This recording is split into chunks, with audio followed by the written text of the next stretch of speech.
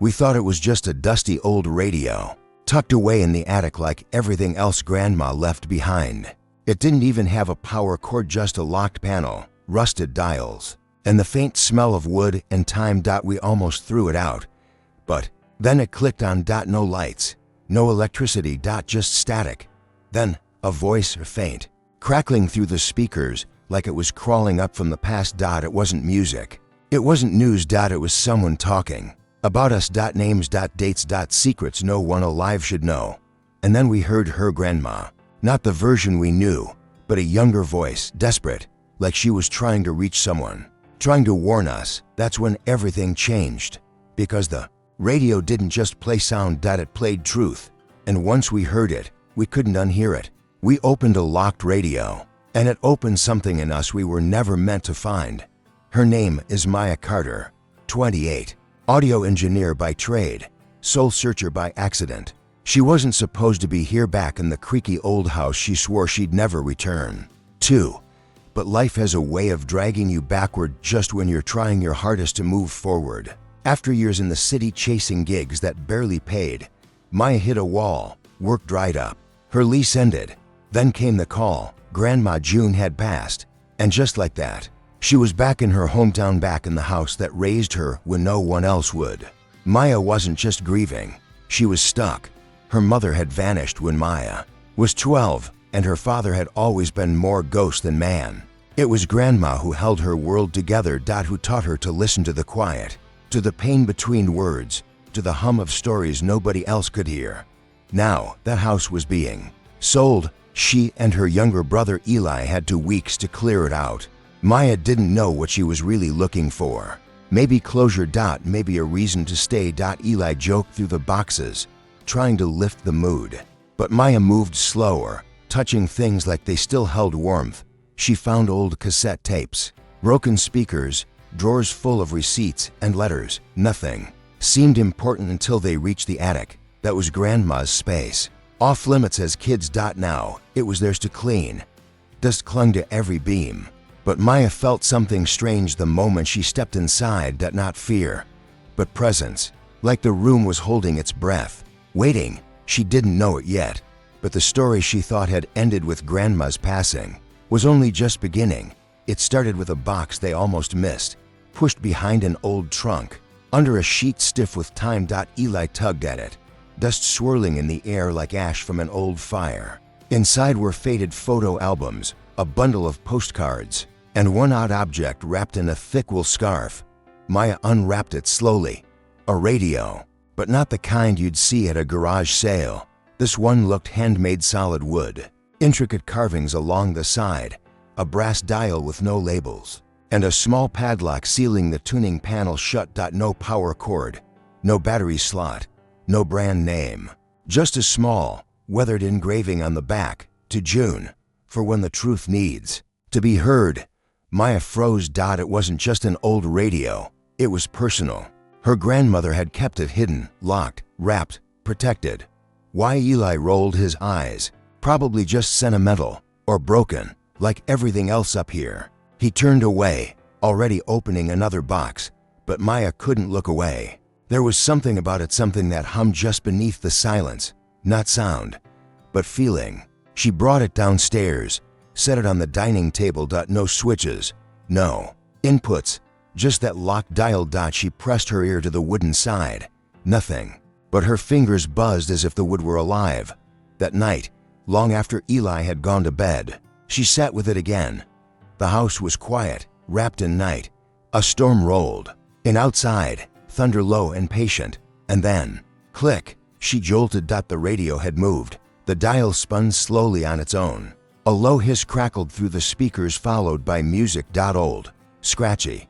A jazz tune she vaguely recognized, something from the 1940s, but the radio was still unplugged, still sealed shut. Maya leaned in, heart pounding. The music faded, and a voice took its place, a man's voice, calm, deliberate, reading headlines from decades ago.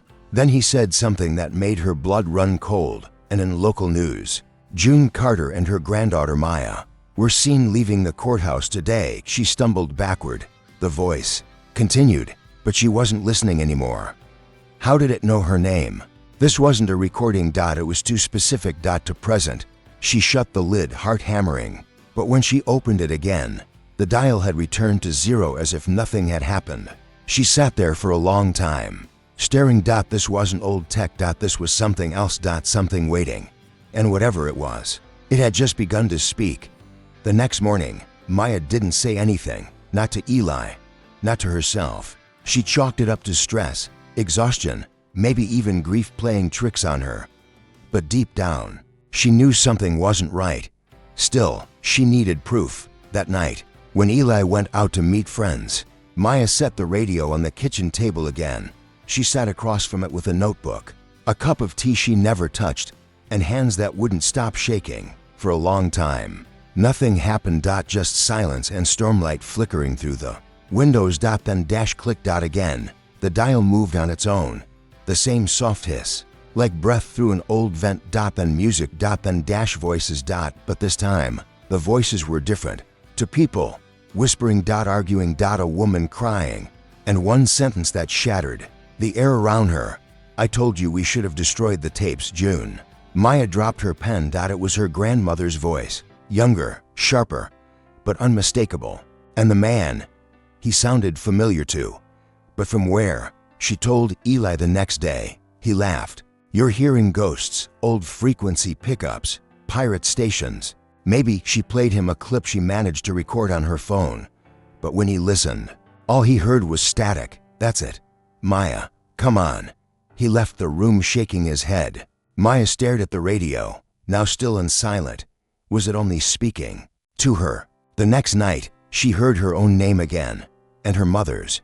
The voice on the broadcast told a story about a missing girl in 1998. A girl who had once lived in this very house, who used to sneak out at night to meet a man nobody ever saw. Maya knew the story because the missing girl was her mother. The whispers became more frequent. Some nights it was jazz. Other nights it was news reports from decades past. Then memories, conversations Maya had never witnessed, but somehow remembered. Stories Grandma never told. The house itself began to feel heavier. Rooms felt colder. Lights flickered more often. But the worst part was the feeling Maya couldn't shake, that she wasn't alone when the radio spoke. That something, or someone, was listening back. Still, every night, she turned it on. She had to know more. There were answers in the static. And questions only the dead seemed willing to ask. But with every new broadcast, the line between past and present blurred, and Maya wasn't sure how much more truth she could handle. It happened on the 5th night. Maya couldn't sleep. She sat in the attic, wrapped in a blanket, the radio on the floor beside her. The same soft static played like background noise to her thoughts. She was starting to wonder if she was losing her mind. But then, the voice changed. Clearer. Sharper. A woman's voice, young, panicked. They know what we did. If anything happens to me, the tapes are hidden where the signal ends. Maya sat up straight. Her heart thudded like a drumbeat in her chest. She grabbed a pen and scribbled the words down. Where the signal ends? What did that mean? The voice continued. June, you have to tell her the truth. You can't let her grow up not knowing. Not after what we risked. Then silence, not static. Just as silence. The next morning, Maya tore the attic apart. She ran her fingers behind the insulation, pulled up floorboards, reached into air vents. In the far back corner, behind a false panel, she found a small wooden box, sealed with a strip of old electrical tape. Inside, 3 cassette tapes, each one labeled in her grandmother's handwriting. Dates, names, and a final message written on a folded note. If you've found these, then the past has found you too. Don't be afraid. But don't stop. She played the first tape. It was a recording. Of her mother. Young, maybe 16. And terrified. She was telling someone, maybe June, about a man who had offered her protection in exchange for silence. About meetings at night. About people disappearing. About a network of men in power doing things no one would believe. Then came the twist Maya never expected. Her mother wasn't just a victim. She had been trying to expose them, secretly working with her own mother, Maya's grandma, to record everything. The radio wasn't just a receiver. It had been modified to transmit. To capture voices, dates, evidence, Her family had been running a silent war from inside that attic, and they paid the price. Her mother vanished. Grandma June went silent. The tapes were hidden. The house became a graveyard of truth waiting to be unearthed. And now Maya had unearthed it. She wasn't imagining things. She wasn't haunted. She was being handed the story her family had died to protect, not by ghosts, but by echoes. Echoes of courage, echoes of unfinished justice. And the voice on the last tape was her mother saying Maya's name, telling her it was time. Maya didn't sleep that night. She just sat there, in the attic. The tapes spread out around her like pieces of a life she never knew she had. The radio was silent now, but her mind was loud. She had proof. Her mother's voice, names, places. A network of people who had done terrible things and buried it deep. For a moment, Maya thought about hiding it all again, just like they had, shoving it back in the box, locking it away, pretending it never happened. But that voice on the last tape, her mother saying her name, begging whoever found the message to keep going, that voice changed everything. So Maya made a copy of the recordings. She wrote down everything she could remember from the broadcasts. And the next morning, she mailed it all anonymously to a journalist known for cracking local corruption cases. A week later, the story broke. At first, it was small, a whisper on local news about new evidence connected to an unsolved disappearance from the late 1990s. But then it spread, because the tapes named people. Real people, some still in office, some running charities, some on school boards. And suddenly, the town that had once felt too small and too quiet was on fire. Eli was furious. "You sent those out without telling me. What if it's not safe?" He had a point. The night the article was published, their mailbox was ripped open. 3 windows on the house were shattered over the next 2 days. And Maya swore someone followed her home from the grocery store. She filed a report. But the police, some of the names on the tapes were former officers. They shrugged her off, said it must be coincidence. Still, she didn't back down. She knew the risk, but she also knew the truth had waited too long. Already. One night, the radio turned on again. Just static. Then, softly, the sound of her mother's voice humming a lullaby Maya hadn't heard since childhood. She broke down. Not from fear, but from something like relief. Like, somehow, her mother knew. The house wasn't just walls and memories anymore. It was a battleground. And Maya had picked a side. The consequences were real, but so was the calling. She hadn't asked for this story, but now, it was hers to finish. Because truth makes noise even when everyone wants silence. Weeks passed. The house felt different now. Not haunted but awake, as if it had finally exhaled after holding its breath for decades. The story went national. The journalist had verified the tapes, matched the voices, and uncovered enough supporting evidence to force several resignations. A few people were even arrested. Not all of them, not the worst ones, but enough to shake the town, enough to make people talk. Maya watched it all unfold like it was happening to someone else. News vans parked outside. Neighbors whispered. Old friends sent texts they never would have sent before. Some praised her for being brave. Others told her to keep her head down. But the silence, the old, heavy, guilty silence, was gone. One day, Eli sat beside her on the front steps. He hadn't spoken much since it all started. Now he just looked at her and said, "I didn't want to believe it. I just wanted things to stay simple." Maya nodded.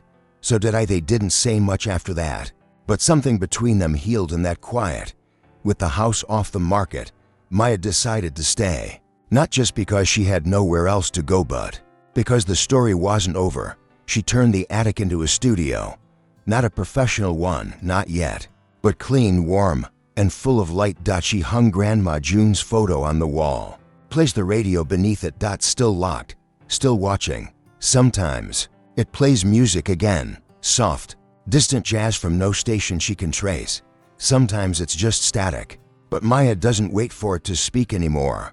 Now she's the one telling stories. She started a podcast, small at first, sharing the tapes, the legacy, the hidden truths. Other families might have to. People began reaching out. With questions. With their own mysteries. With pieces of buried lives they no longer wanted to hide. It wasn't about going viral. It wasn't about fame. It was about listening. Just like Grandma taught her. And in the process, Maya felt something she hadn't felt in years. Not anger, not grief, but peace. Because some stories don't end. They echo through wires, through walls, through generations. And as long as someone's willing to hear them, they'll never be lost. Again, I used to think the past was behind us, sealed in boxes, folded in dusty letters, buried in basements and attics. But I was wrong. The past doesn't stay silent. It waits for the right moment. For the right voice, for someone who's finally ready to listen. That old radio wasn't just a relic. It was a lifeline, a bridge between truth and silence, between a girl who vanished and a woman who needed answers. I didn't set out to uncover a secret. I didn't plan to make anyone uncomfortable. I just wanted to understand who I was, where I came from, why no one ever talked about the pain that shaped us. And in chasing that truth, I found my voice. My family's legacy. My mother's bravery and my grandmother's quiet rebellion. We all have a choice when we come across something we're not supposed to see. Turn away or lean in. I leaned in, and it changed everything. If you're watching this right now, ask yourself, would you have opened the radio? Would you have kept listening, even when the truth got ugly, even when it felt dangerous? Or would you have walked away? I don't think there's a right answer, but I do know this: some stories are waiting for you to finish them. And sometimes the very thing you're most afraid to open is the one thing that will finally set you free. If this story moved you, if it made you think about your own family, your own history, or your own unanswered questions, let me know in the comments. What would you have done? And if you believe that truth always finds a way to speak, no matter how long it's been buried, tap that like button. Subscribe for more stories like this, because we're not done listening, and we're just getting started.